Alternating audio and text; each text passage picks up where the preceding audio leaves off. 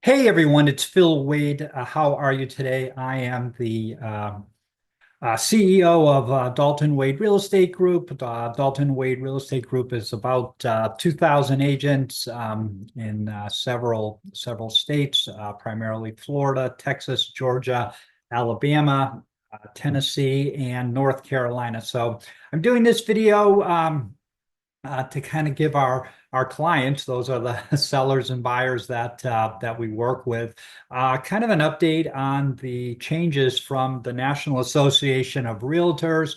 That has been in the news. Maybe you've heard about it, maybe you haven't. So I wanted to do this video just to kind of let what those changes are and how they might affect you as a home seller or home buyer.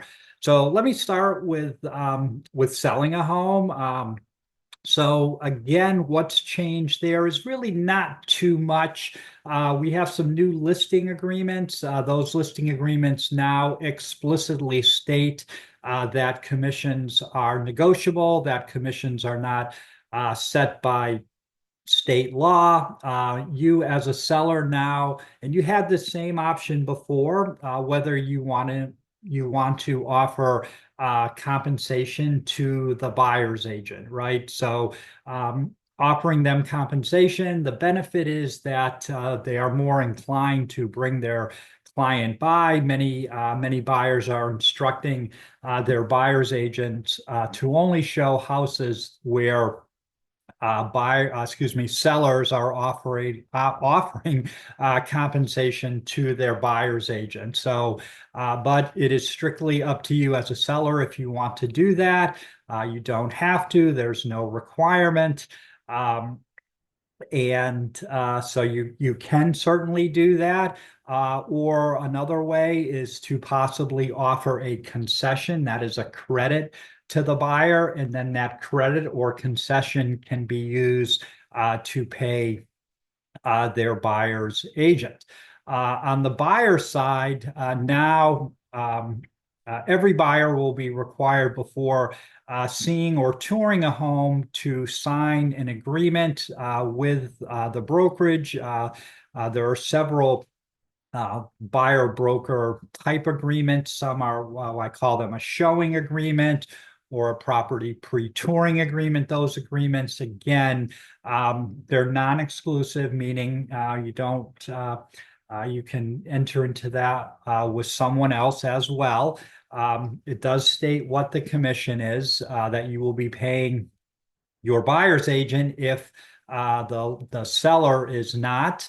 And then we have the more formal exclusive buyer broker agreement. I kind of consider some of these forms, the showing agreement and the property pre-touring agreement to be kind of like dating, getting to know the agent, where the exclusive buyer broker agreement is much more of a commitment. You'll be only working with them exclusively.